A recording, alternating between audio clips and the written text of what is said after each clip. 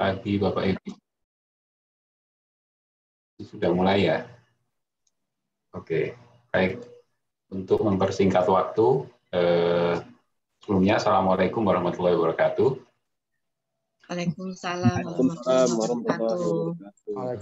Bapak Ibu yang saya hormati, di sini ada Pak Kabadan, Mas Nino, Pak Dirjen, Pak Jumeri, Pak Budi dari Dinas Pendidikan Yogyakarta, dan juga tentu saja pembicara kita tadi, Mas Goldi, dan Bapak Ibu sekalian yang tidak bisa saya sebutkan satu persatu. Perkenalkan, saya Irsyad dari Pusat Penelitian Kebijakan Balitbank dan Perbukuan. Hari ini saya diberi mandat untuk memandu diskusi kita terkait dengan topik satu tadi terkait dengan PPDB yang sudah disampaikan oleh Mas Goldi. Kita punya waktu yang tidak terlalu lama untuk diskusi, yaitu 45 menit. Jadi nanti formatnya kita akan ada dua pembahas, Pak Budi dari Dinas Pendidikan Yogyakarta dan Pak Dirjen, Pak Jumeri, Dirjen Paudasmen Kemendikbudristek. Nanti masing-masing dari pembahas akan menyampaikan sekitar 10 menit masing-masing. Sesudah itu kita akan lanjut di tanya jawab. Jadi topik kita ini cukup menarik ya, sangat menarik. Topik yang selalu hangat dibicarakan setiap tahun, setiap bulan Juni, Mei, Juni itu selalu rame ya tentang PPDB. Apalagi sekarang ada kebijakan tentang zonasi sejak tahun 2017-2018 itu selalu rame. Tadi kita sudah mendengarkan sama-sama beberapa hasil studi yang disampaikan oleh Mas Goldi. Kita akan diskusikan pada kesempatan pagi hari ini untuk mempersingkat waktu.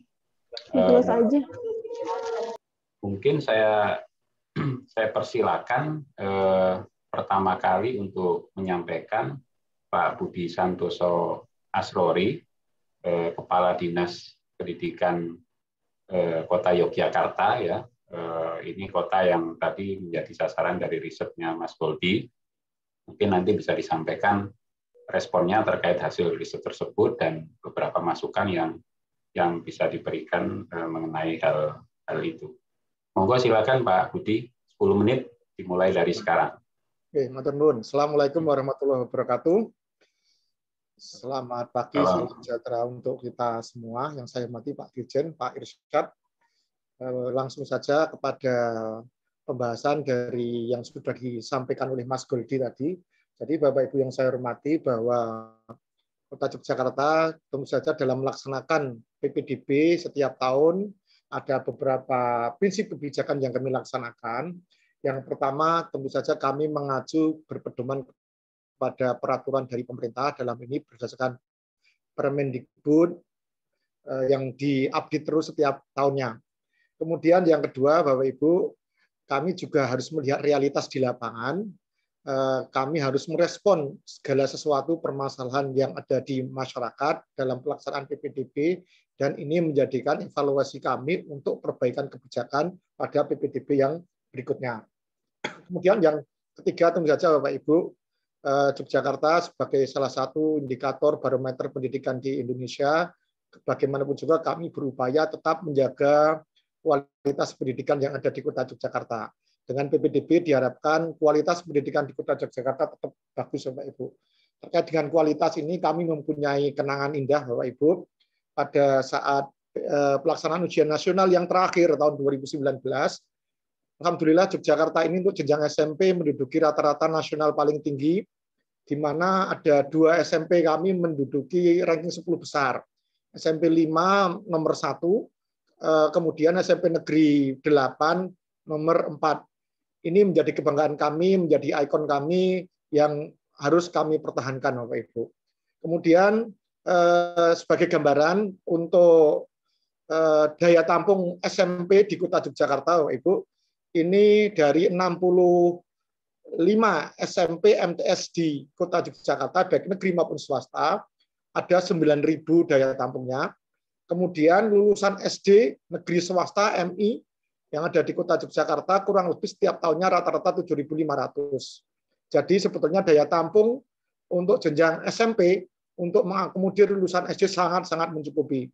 Tetapi untuk menjadi catatan bahwa kami untuk jenjang SMP negeri, ya SMP negeri itu kami ada 16, daya tampung kami hanya 3.500, 3.462 ditambah kelas khusus olahraga, atau tidak lebih dari 47%-an, Pak.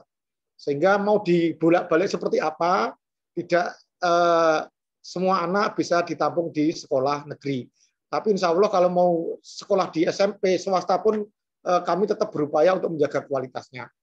Pak Ibu yang saya hormati, dalam tataran implementasi kebijakan, tadi saya sampaikan masalah kebijakan, kami berupaya bagaimana anak-anak yang dekat dengan sekolah itu dapat bersekolah di tempat-tempat yang terdekat. Yang kedua, kami juga mengakomodir anak-anak yang berprestasi untuk dapat bersekolah sesuai dengan yang diinginkan. Bagaimana juga kami berupaya bagaimana sistem PPDB ini dapat mendorong prestasi siswa. Ada insentif untuk maju lah, gitu ya. Kemudian kami juga mengakomodir afirmasi kebijakan anak-anak yang berasal dari golongan penduduk yang kurang mampu juga mempunyai kuota di sekolah negeri. Ini sudah kami laksanakan sejak tahun 2009, Bapak Ibu, sejak sebelum ada aturan dari pemerintah pusat juga. Kami mulai 2009 ada 25% kuota bagi warga masyarakat miskin untuk jenjang pendidikan SMP dan SMA pada saat itu. Ya memang untuk SD tidak ada kuota untuk miskin karena daya tampung SD sangat-sangat mencukupi waktu itu. Kemudian Bapak Ibu, kami juga bagaimana kota itu sebagai pusat pendidikan di daerah-daerah sekitarnya tetap ada kuota bagi masyarakat luar kota, walaupun tidak terlalu banyak, tapi tetap kita akomodir. Bapak Ibu yang saya hormati, kemudian bagaimana dampak dari proses PPDB yang kami laksanakan pada tahun 2018 yang sampai dengan saat ini. Kami mempunyai angka-angka data-data statistik Bapak Ibu untuk evaluasi proses pembelajaran. Kalau Mas Goldi tadi terkait aspek pembelajaran dan aspek zonasi. Bapak Ibu yang saya hormati, yang pertama bahwa kami pada tahun 2021 ini, pemerintah daerah istimewa Yogyakarta, pemerintah provinsi bersama seluruh kabupaten yang ada di Kota Yogyakarta menyelenggarakan asesmen standarisasi pendidikan daerah untuk 3 mata pelajaran di jenjang SD dan 4 mata pelajaran untuk jenjang SMP. Ini sekaligus mungkin evaluasi juga dari proses pembelajaran jarak jauh. Ya. Yang pertama, dapat kami sampaikan bahwa dari aspek rata-rata nilai pada saat ujian nasional tahun 2019 terdahulu dengan 4 mata pelajaran untuk SMP, kami rata-ratanya adalah 287,31 atau kalau dalam puluhan itu kurang lebih 71,83 ini untuk jenjang SMP. Nah, kemudian Bapak Ibu, ketika proses ASPD saat ini dengan mata pelajaran yang sama, yaitu bahasa Indonesia, matematika, IPA, kemudian bahasa Inggris. Nah, dengan adanya PJJ ini ternyata ada penurunan nilai ya Pak Ibu. Walaupun yang kami ujikan itu sesuai dengan kurikulum yang disampaikan pemerintah pusat, tidak sepenuhnya. Kami di DIY ini sudah mengkaji bahwa tidak semua materi pembelajaran bisa didaringkan, bisa di-PJJ-kan. Maksimal kurang lebih hanya 70%. Dengan 70% materi pembelajaran yang diujikan pada ASPD itu, ternyata hasilnya untuk jenjang SMP ini hanya 47,11. Atau daya saatnya mungkin hanya kurang lebih 47% saja dari 70% materi yang diajarkan, atau hanya 32,98%, Pak Ibu. 32,98% berarti ya daya serapnya materi yang dikuasai siswa rata-rata di Kota Yogyakarta hanya 32,98% itu sudah paling tinggi di DIY. Di kabupaten lain ternyata lebih rendah. Jenjang SD juga mengalami penurunan, Bapak Ibu, dengan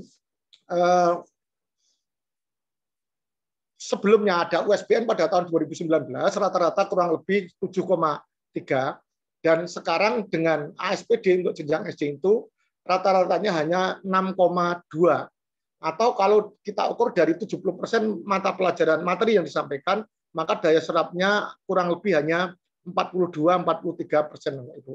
Ini mungkin menjadi evaluasi bagaimana sebetulnya dampak dari PJJ ini terhadap daya serap anak dalam menerima pembelajaran. Nah, ini menjadi referensi kami bagaimana untuk pengambilan kebijakan di masa-masa mendatang. Bapak Ibu yang saya hormati, kemudian terkait dengan komposisi sekolah, ini menjawab dari temuan Semeri Institute yang disampaikan oleh Mas Goldi tadi, bahwa gambaran saja, tadi, Pak Budi. Ya, gambaran saja ya Pak Irsyad, bahwa rata-rata selama ini dengan adanya ujian nasional dari 10 besar di Kota Yogyakarta, SMP maupun MTS, itu yang bisa dengan sistem UN kemarin ada 7 SMP negeri yang masuk 10 besar. Ya, itu. Nah, SMP negeri 16 SMP negeri mendominasi ranking-ranking atas dari hasil ujian nasional dari 65 SMP MTS tadi. Namun pada tahun ini dengan ASPD ternyata hanya 3 SMP negeri yang masuk 10 besar, Bapak Ibu. Yang lainnya adalah sekolah swasta. Memang ranking 1 dan ranking 2 itu tetap SMP negeri 5 dan SMP 8, tetapi yang lainnya bergeser turun, kecuali SMP 1, yang lain bergeser terlempar dari 10 besar. Padahal biasanya ada 7 sekolah SMP negeri yang masuk 10 besar. Nah, ini mungkin menjadi salah satu dampak dari adanya sistem zonasi dalam proses PPDB tahun 2018. Karena input tahun 2018 adalah output SMP dari tahun 2018. Dari 2021 ini. Jadi kesimpulannya terkait dengan PJJ ini kalau saya bisa menyimpulkan bahwa ada penurunan nilai karena adanya pembelajaran jarak jauh. Kemudian yang kedua terkait dengan zonasi yang kami laksanakan pada tahun 2018 ada penurunan dari sekolah-sekolah negeri dari nilai ASPD yang nilai pelajaran evaluasi kami, tetapi sekolah-sekolah swasta naik. Walaupun demikian ada 2 sekolah SMP negeri yang tetap bisa mempertahankan kualitasnya. Itu saya kira Pak Irsyad gambaran dari Kota Yogyakarta dan kemarin dampaknya Pak. Kan tadi daya tampungnya sudah menyukupi. Masyarakat protes terhadap proses PPDB tahun 2018 diminta membangun SMP di bagian Jogja Selatan, Pak. Padahal dari sisi guru kami mengalami kekurangan, kemudian di sisi daya tampungnya juga masih cukup memenuhi. Nah, ini akan menimbulkan keresahan kalau kami juga membangun ke sekolah selatan, sekolah swasta pasti komplain, Bapak Ibu. Ini permasalahan-permasalahan sehingga kami harus merespon kebijakan PPDB 2018 dengan perbaikan kebijakan di tahun berikutnya. Dan alhamdulillah sekarang lebih baik, komplain-komplain dari masyarakat juga sudah jauh berkurang. Saya kira itu Pak Irsyad yang dapat saya sampaikan, lebih kurangnya mohon maaf. Assalamualaikum warahmatullahi wabarakatuh. Om Swastiastu, Namo Buddhaya, Salam Kebajikan. Baik, terima kasih sekali Pak Budi atas responnya yang menarik tadi, luar biasa. Tadi juga sebagian saya kira mengkonfirmasi yang disampaikan oleh Mas Goldi terkait dengan dampak terhadap pembelajaran. Nanti akan ada beberapa pertanyaan lain ke Pak Budi juga. Mohon tetap di tempat. Ada banyak pertanyaan dari teman-teman dan peserta diskusi yang lain.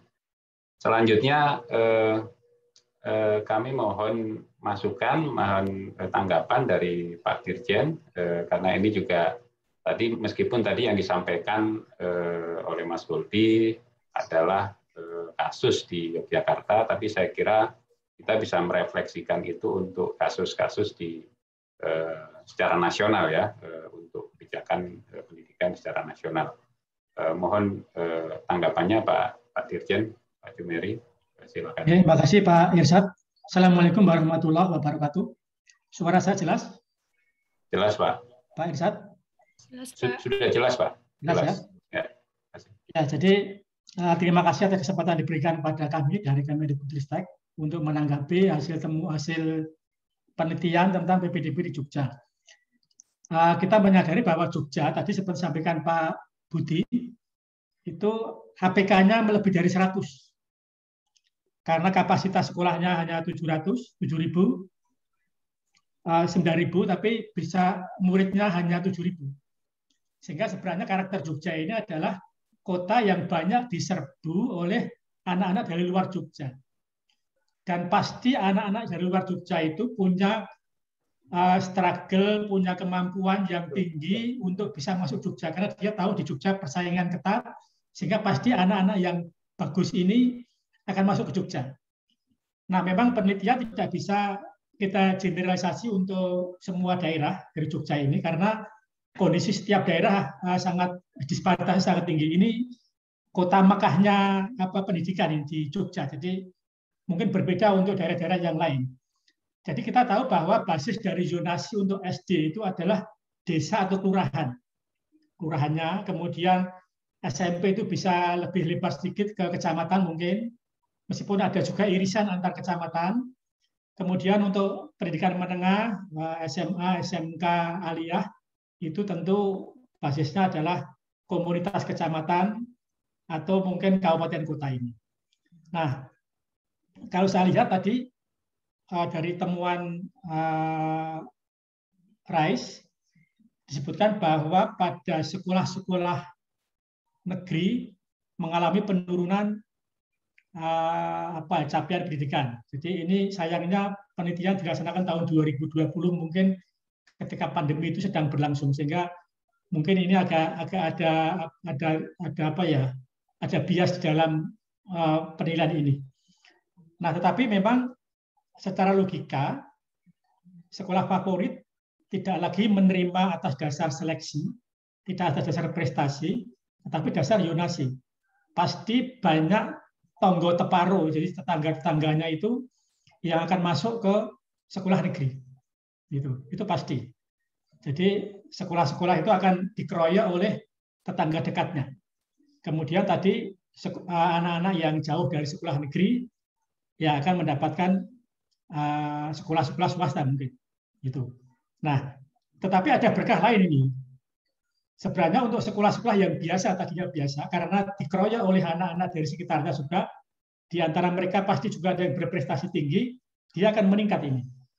Jadi sekolah favorit menerima input yang lebih rendah mungkin, tapi sekolah-sekolah biasa akan menerima input yang lebih tinggi, termasuk swasta ini, dapat berkah. Nah, temuan tadi bahwa sekolah-sekolah swasta atau mungkin itu kurang mampu beradaptasi dengan perubahan situasi ini. Kemudian memang ini menghasilkan pisau bermata dua. Yang pertama bagi sekolah negeri favorit, dia tertantang ketika muridnya heterogen, tidak lagi pada kemampuan yang relatif sama, dia tertantang untuk bisa mempertahankan capaian sekolah itu. Pasti gurunya akan jatuh bangun, struggle, berjuang untuk bisa meningkatkan, mempertahankan mutu dari sekolah itu. Tetapi tantangan bagi sekolah-sekolah biasa, yang sekarang dulunya dapat mungkin murid-murid kelas 3 atau kelas 4, sekarang dia bisa dapat murid kelas 1, kelas 2, kelas 3, kelas 4. Juga heterogen. Dia tertantang untuk bisa bagaimana melayani anak-anak ini, anak-anak yang punya kemampuan lebih baik daripada biasanya, untuk bisa mencapai jenjang yang tinggi. Nah, untuk peneliti Rice, kalau kita bisa melihat semua penelitian secara general, maka kalau kita rata-rata secara wilayah, misalnya Jogja secara keseluruhan, boleh jadi akan naik, tidak turun. Jadi sebagai contoh begini, kebetulan saya punya pengalaman sebagai kepala sekolah, sebagai kepala dinas, dan sekarang sebagai dirjen. Saya pernah meneliti di Semarang, kota Semarang, itu angka melanjutkan ke perguruan tinggi, itu sekolah-sekolah itu ada 15 SMA di kota Semarang. Itu yang SMA 1 sampai 5, itu angka melanjutkannya itu tinggi sekali. Kira-kira di atas 95% anak melanjutkan. Tetapi di sekolah-sekolah pinggiran, yang sekolah-sekolah mungkin lahir belakangan, itu bisa mencapai sampai 30% angka melanjutkan itu. Artinya disparitasnya tinggi. Tetapi mungkin kalau kita hitung akibat zonasi ini, mungkin SMA 3 Semarang itu biasanya terima anak-anak terbaik sekolah di situ, SMA 1, SMA 2, SMA 3, 4, 5. Tapi sekarang kan menerima heterogen. Kalau di rata-rata satu kota Semarang, boleh jadi bahkan naik mungkin. Tapi ini belum diteliti ya. Mungkin ini tantangan juga untuk diteliti. Apakah ada dampak itu? memang kalau dilihat individu sekolah mungkin akan turun. Tetapi kalau rata-rata sekolah di dalam sebuah wilayah mungkin akan mengalami kenaikan. Ini kira-kira beberapa hal. Nah, memang tujuan zonasi ini adalah untuk bisa mendekatkan siswa kepada sekolahnya. Dan salah satu keuntungan dari kajian secara geografis bahwa jaraknya pasti makin dekat, kemudian waktu luang bagi anak-anak makin tinggi, pasti juga biaya untuk perjalanan ke sekolah makin rendah. Kemudian dalam konteks sekarang, untuk pandemi COVID-19, pasti anak-anak yang berumah dekat lebih aman dari sisi kesehatan. Juga aman ketika anak itu harus pulang terlalu malam ketika kegiatan ekstrakurikuler. Nah, ini memang ke sana. Kemudian tadi ada trade-off. Jadi dari efisiensi mutu, memang secara kualitas pembelajaran, kualitas pembelajaran, ketika sebuah sekolah itu menerima murid-murid terbaik, dia mutunya akan efisien. Dan kita juga tidak tahu sekolah-sekolah favorit ini. Itu karena muridnya sudah bagus, kemudian ikhtiar orang tuanya luar biasa, anaknya sudah pinter, orang tuanya mencarikan les kemanapun dia akan dibayar oleh orang tua. Sehingga gurunya tidak berjuang, mungkin. Gurunya hanya tinggal menerima berkah dari hebatnya anak-anak. Karena rata-rata anak-anak yang masuk sekolah favorit itu ekonominya tinggi. Pasti orang tua mampu membelikan buku, mampu membelikan perangkat, mencarikan les untuk anak-anaknya. Sedangkan sekolah-sekolah pinggiran, sekolah-sekolah yang tidak favorit, orang tuanya kurang mampu, prestasinya pas-pasan, terus orang tuanya juga mungkin tidak bisa mencarikan bimbingan belajar yang tambah. Nah, dengan zonasi ini, maka sekolah tinggi, sekolah yang favorit akan berjuang keras gurunya untuk mempertahankan kefavoritannya. Sekolah yang kurang akan bertarung untuk bisa mencapai grade lebih tinggi. Dan saya kira ini akan menghasilkan sebuah kolaborasi, sebuah langkah yang baik antara kedua tipe sekolah itu dengan baik. Bagaimana dengan swasta tadi? Yang dikatakan kurang bisa menyesuaikan, kurang bisa tertantang dengan berkah yang ada. Memang sekolah-sekolah yang berada jauh dari sekolah negeri akan menerima berkah murid yang banyak. Tetapi yang dekat dengan sekolah negeri tetap akan terpuruk sekolah swasta yang kurang bermutu. Nah, bagi orang tua yang mampu, yang jauh dari sekolah negeri, dia bisa mengakses sekolah-sekolah.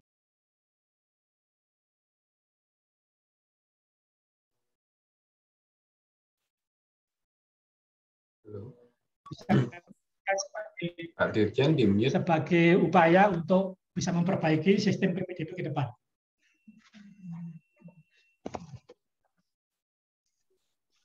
Ya, saya berangkat. Berangkat ya. Bisa diterima? Dengar? Bisa, Pak. Sudah. Jelas. Ya, ampun, Pak. Lanjut, Pak. 2 menit lagi, Bang. Okay.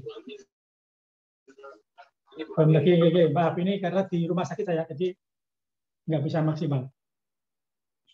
Jadi kira-kira itu memang mungkin zonasi ini tidak bisa diterapkan pada semua daerah.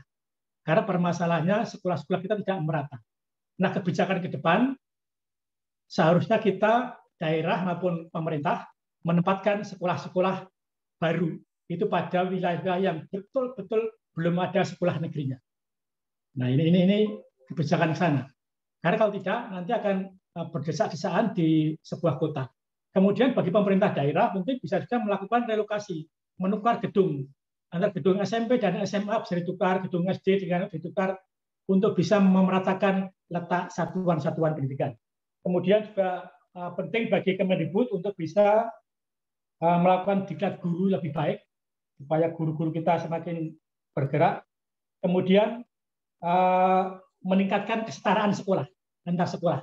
Dan ini program sekolah penggerak yang dilaksanakan Kemendikbudristek mudah-mudahan bisa melakukan langkah 1-2 langkah lebih maju ke depan untuk sekolah-sekolah yang masih terbelakang. Karena kita mengintervensi semua tipe sekolah, semua klasifikasi sekolah. Kemudian juga izin Pak Dirjen, 1 menit lagi. Jadi bagaimana guru-guru kita bisa direstribusi supaya daerah-daerah kekurangan guru bisa ditambah dari kota, kemudian pengadaan guru secara lebih masif.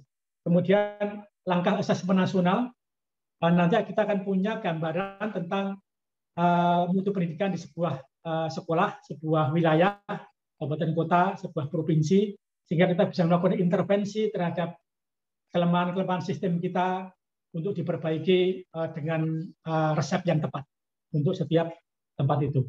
Saya kira itu Pak Irsyad.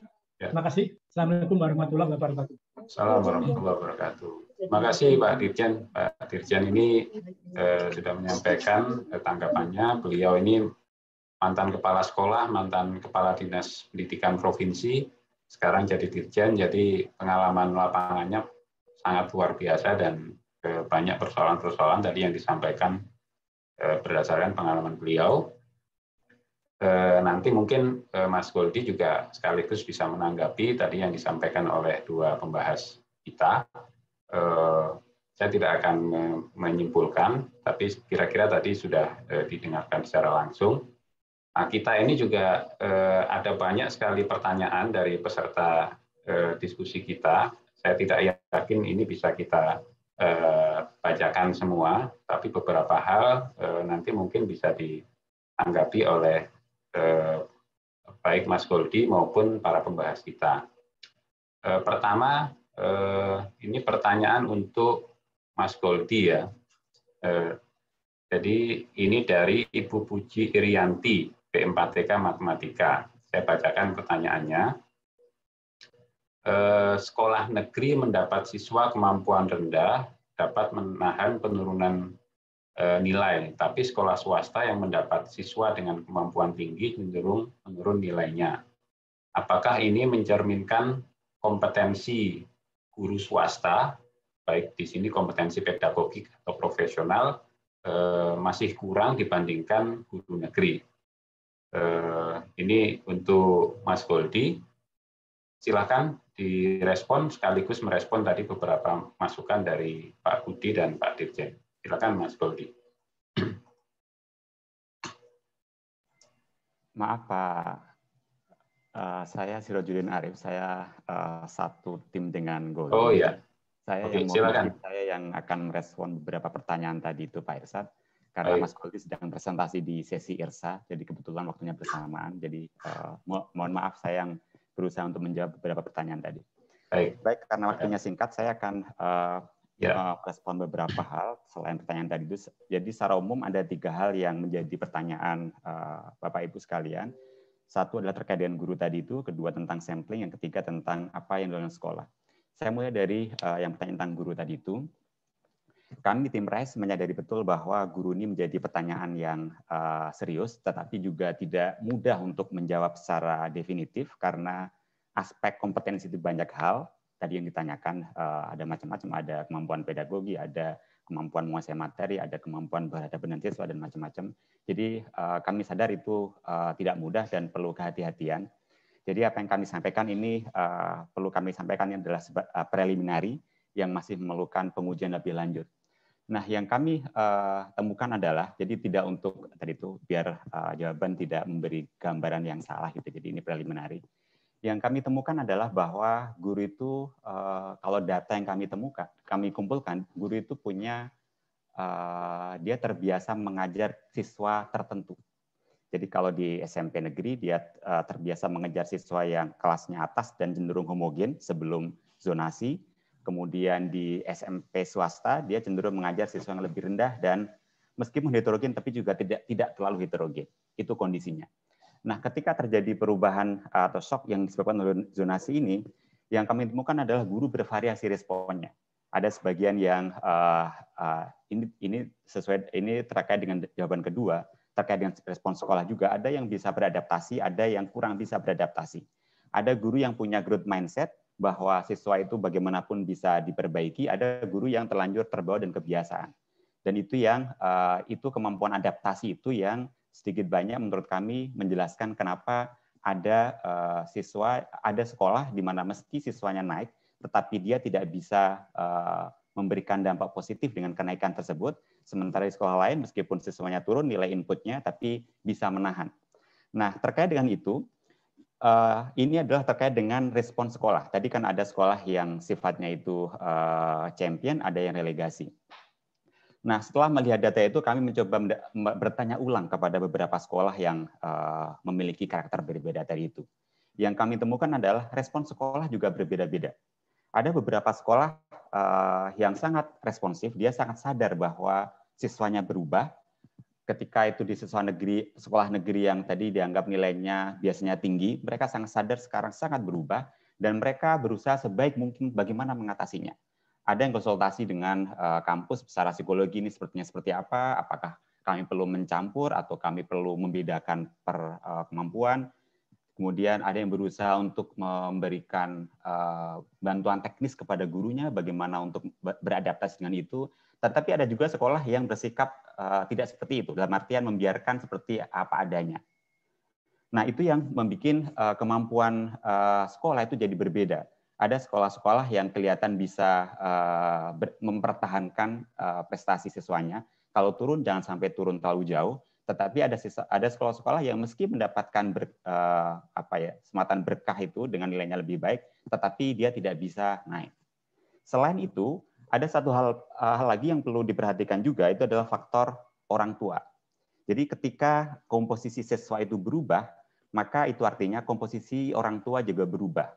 Dan dalam beberapa hal itu berpengaruh kepada perubahan bagaimana peran orang tua di sekolah. Jadi ada sekolah yang menyatakan semula orang tua siswa itu sangat berperan aktif, tapi ketika itu berubah, dukungan orang tua jadi juga berubah. Itu di antara hal yang turut berkontribusi kepada hal tadi itu.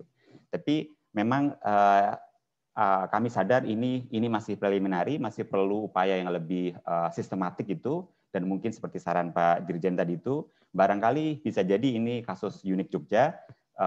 Sehingga barangkali di daerah lain mungkin nggak seperti itu, tapi sekali lagi memang kajian yang lebih sistematik diperlukan untuk melihat bagaimana respon sekolah itu bisa berpengaruh terhadap dampak atau shock yang diciptakan zonasi terhadap performa siswa. Mungkin secara singkat begitu, Pak. Terima kasih, Pak Irsad.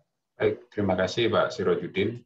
Nanti saya akan kembali lagi ke Mas Sirojudin karena ada beberapa pertanyaan lain, termasuk terkait dengan metodologi. Tapi sebelum itu saya ingin beralih ke Pak Budi. Ini ada juga banyak pertanyaan ternyata. Yang tercatat di sini ada 4 pertanyaan, diantaranya dari Profesor Fasli Jalal. Nah, ini dan juga ada dari Kemenak juga, ada dari teman-teman Puslijak. Nah, untuk dari Pak Fasli, ada pertanyaan, apakah ada kebijaksanaan daerah untuk membuat roadmap peningkatan mutu sekolah yang sebelum zonasi mutunya rendah? Nah, ini mungkin pertanyaan pertama. Yang kedua, sekaligus saja nanti mohon direspon secara singkat dan cepat. Apakah ada peran Dewan Pendidikan Kota Yogyakarta dalam mendorong mutu pendidikan ini? Ini dari Pak Agus Soleh dari Kemenak. Lalu ada Pak Sabar dari Puslijak. Ya, ini terkait Dewan Pendidikan juga, saya kira sama pertanyaannya. Terus pertanyaan terakhir, peran dari Bu Yufridawati, Puslijak, bagaimana peran dan kontribusi Pemda dalam memenuhi akses dan mutu sesuai tujuan PPDB zonasi dan bagaimana pelibatan swasta. Mungkin itu beberapa pertanyaan untuk Pak Budi, mohon direspon, mungkin bisa secara singkat dan padat. Terima kasih. Silakan Pak Budi. Oke, matur nuwun Pak Irsad. Terima kasih Pak Fasli Jalal, kehormatan bagi saya untuk menjelaskan bagaimana kebijakan PPDB khususnya di Kota Yogyakarta sehubungan dengan adanya sistem zonasi. Sebetulnya kami di Kota Yogyakarta ini sudah melakukan rotasi guru secara rutin, Bapak. Rotasi guru itu sudah kami laksanakan sejak tahun 2011-2012. Jadi guru-guru dimutasi dari sekolah mungkin yang dianggap favorit, kemudian dianggap ke sekolah yang dianggap kurang favorit, atau sebaliknya. Ini sebagai salah satu upaya kami untuk melaksanakan pemerataan kualitas. Ya. Kemudian juga kami dalam hal pemerataan kualitas pendidikan ini juga mengalokasikan dana BOSDA dengan jumlah yang cukup signifikan. Antara lain dengan BOSDA kami itu tahun 2021 ini adalah untuk SMP Bapak 1.500.000 per siswa per tahun untuk sekolah negeri. Kemudian yang SD adalah 1 juta per siswa per tahun. Itu tidak digunakan untuk pembayaran gaji pegawai tidak. Karena untuk gaji pegawai kami sudah ada alokasi khusus untuk guru-guru honorer, Bapak. Guru-guru honorer yang di sekolah-sekolah negeri kami sudah disesuaikan dengan upah minimum regional atau UMK. Ini kebijakan kami bagaimana mendorong kualitas pendidikan dengan adanya peningkatan kesejahteraan guru, kemudian meningkatkan bantuan operasional sekolah, kemudian melaksanakan pemerataan guru sesuai dengan kompetensinya. Kami juga sudah melakukan pemetaan terhadap kompetensi guru dan alhamdulillah kami juga dalam uji kompetensi guru tahun 2015 Kota Jogja akhirnya juga sudah cukup bagus. Kami juga paling bagus DIJ kemarin 2015 dan DIJ itu paling tinggi di tingkat nasional. Ini Bapak. Kemudian untuk peran Dewan Pendidikan bagaimana? Tentu saja kami bekerja sama dengan Dewan Pendidikan dalam upaya untuk peningkatan kualitas. Dan Dewan Pendidikan kami komposisinya cukup lengkap, dari kalangan universitas ada, dari UNJ, kemudian mantan rektor UMJ Universitas Muhammadiyah Yogyakarta, kemudian dari mantan pengawas Bapak Ibu, ya pengawas Dinas Pendidikan, dan alhamdulillah memberikan support yang bagus terhadap pengembangan kualitas pendidikan. Nah, memang kami dari sisi pelaksanaan PPDB ini terus kami evaluasi. Kami juga berupaya bagaimana agar PPDB ini tidak menimbulkan keresahan, ya, menimbulkan kegaduhan di masyarakat. Ya, karena kami juga punya pengalaman dulu pada tahun 2013 saya kira ya. Ini kami pernah pintu gerbang kami sampai dikunci karena komplain masyarakat, Bapak. Kemudian 2018 pas zonasi yang pertama kami juga mendapatkan komplain banyak dari masyarakat karena merasa ketidakadilan tadi. Kami itu di sebelah Jogja bagian selatan yang jumlah penduduknya kurang lebih 55% dari penduduk Kota Yogyakarta, sekolahnya hanya ada 5 SMP dengan daya tampung hanya 950, sedangkan di Jogja Utara yang penduduknya kurang lebih 45% malah ada 11 SMP dengan daya tampung 2.400-2.500-an. Dan tentu saja agak sulit bagi kami kalau harus ada pemerataan sekolah karena tanah di kota Jogja itu yang layak digunakan untuk sekolah itu sangat terbatas. Kami pernah akan melakukan relokasi, Bapak. Ada SMP di sebelah utara, kami pindah ke selatan, tapi ternyata tanahnya tidak visible untuk dibangun sekolah ini, contoh-contoh. Sehingga kami untuk menjawab bagaimana agar zonasi ini bisa dilaksanakan dengan baik, maka kami dengan memperbaiki kebijakan, mengevaluasi kebijakan yang sudah ada, tidak dengan memindah sekolah. Kalau menambah sekolah juga tidak mungkin, tadi sudah saya sampaikan. Itu Pak Irsyad saya kira yang dapat kami jawab. Matur nuwun. Baik, terima kasih Pak Budi. Tadi ada pertanyaan terkait dengan Dewan Pendidikan, ada komentar secara singkat? Ya, Dewan Pendidikan kami terus memberikan input mengenai kebijakan kepada kami, Pak. Evaluasi, kemudian juga mengumpulkan, biasanya kalau Dewan Pendidikan lebih banyak menyuarakan aspirasi masyarakat yang diwakili oleh komite sekolah. Nah, ini mungkin mumpung juga kesempatan yang bagus untuk kami sampaikan, Pak. Kami saat ini juga melakukan survei terhadap masyarakat terkait dengan PJJ dan pembelajaran tatap muka. Pak Dirjen kami laporkan bahwa kami Jogja itu bulan puasa dan setelah Idul Fitri kemarin melakukan uji coba, Pak. Uji coba tatap muka di 10 sekolah SD dan SMP. Alhamdulillah bagus sekali, Pak. Respon masyarakat 90% masuk. Kemudian prokesnya juga bisa dijalankan dengan baik. Tetapi ya apa mau dikata, ternyata di bulan Juni ini ternyata sangat mengkhawatirkan kalau dilakukan pembelajaran tatap muka. Tapi kami tetap survei, Pak. Ini mungkin laporan juga. Kami survei di sekolah menanyakan dengan situasi seperti ini apakah orang tua setuju untuk pembelajaran tatap muka. Ternyata 65% setuju, Pak. Walaupun ini sebetulnya cukup membahayakan, kami juga tidak akan membuka sekolah dalam kondisi seperti ini. Tapi kelihatannya ada kebosanan masyarakat untuk tinggal di rumah, Pak. Mungkin sudah pada aspek psikis Pak Dirjen itu. Ya, terima kasih Pak Budi. Nanti bisa kita diskusikan lagi, itu menarik. Tapi nanti mungkin di yang lain. Selanjutnya ini untuk Pak Dirjen, ya. Sekaligus ini ada pertanyaan juga dari teman-teman yang lain. Dukungan apa yang bisa diberikan oleh pemerintah untuk meningkatkan kemampuan sekolah dalam beradaptasi pasca kebijakan zonasi ini? Silakan Pak Dirjen, mungkin singkat dan padat. Saya Pak Jamil. Ya, ada sedikit juga agak dikit, tapi kira-kira apa yang dilakukan pemerintah ya untuk membantu sekolah bisa beradaptasi. PPDB zonasi ini. Jadi sejauh ini kami memang tahun ini tidak punya program untuk gedung baru ya. Tapi pertama, jika nanti memungkinkan untuk ada kemungkinan kami bisa mengusulkan unit sekolah baru, maka kita akan memprioritaskan pada wilayah-wilayah yang belum ada sekolahnya. Dan tentunya kolaborasi antara aliyah, SMA, SMK agar berbagi peran di situ. Jadi saya kira kami bisa berkolaborasi dengan Direktorat Jenderal Vokasi, dengan Kementerian Agama, untuk bisa memetakan satuan-satuan pendidikan di wilayah-wilayah supaya sekolah negerinya bisa lebih merata. Kemudian di sisi lain, memang kita perlu meningkatkan mutu dari sekolah-sekolah swasta, jadi kolaborasi dengan sekolah swasta, tapi kami akan berkonsentrasi pada wajib belajar dulu 9 tahun untuk jenjang SD dan SMP tentunya, untuk bisa kita fasilitasi lebih baik, karena itu permasalahannya lebih banyak terjadi di daerah-daerah yang mungkin tidak semaju Jogja, tapi juga di daerah-daerah terpencil. Kemudian Kemendikbud ini sudah membuat program sekolah penggerak. Sekolah penggerak ini program yang diinisiasi Kemendikbud kerjasama dengan daerah untuk bisa melakukan intervensi terhadap sekolah pada semua level kemampuan sekolah.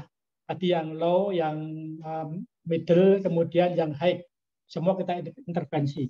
Jadi berbeda dengan intervensi pada LSBI, hanya sekolah-sekolah yang high, yang champion saja. Tapi ini sekolah-sekolah yang non champion pun kita garap.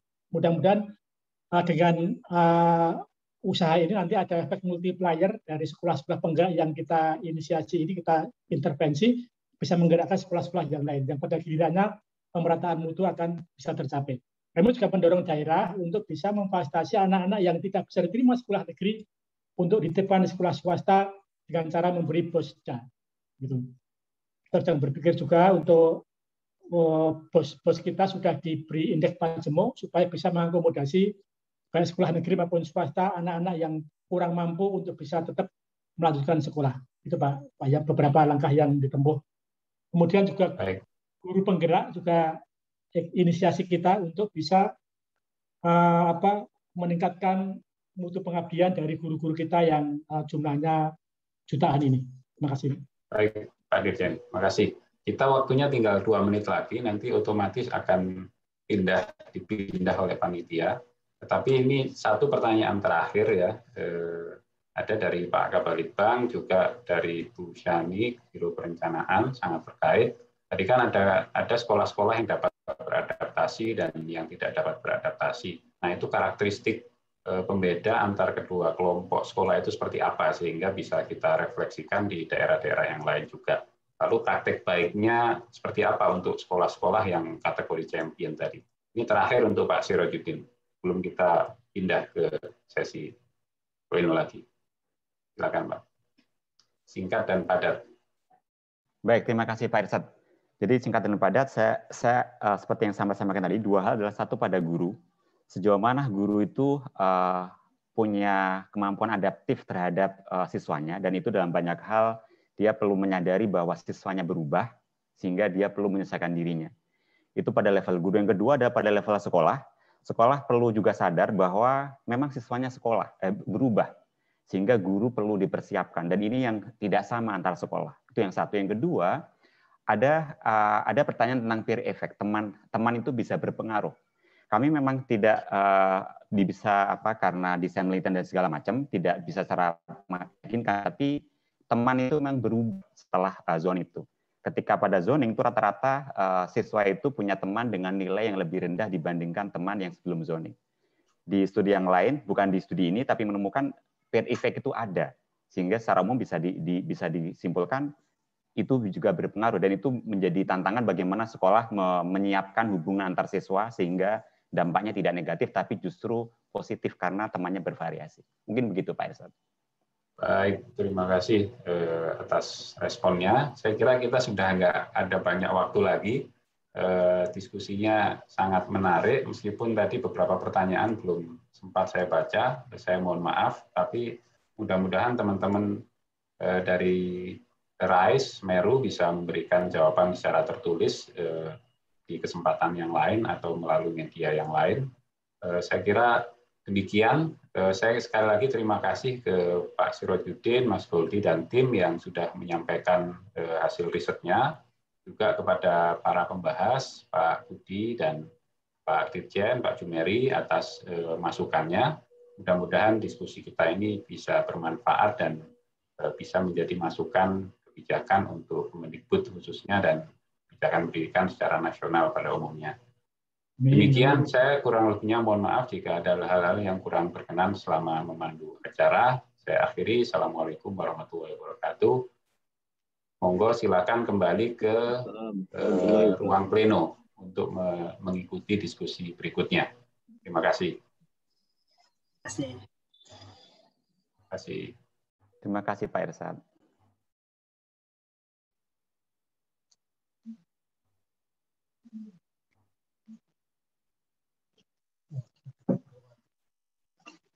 Yang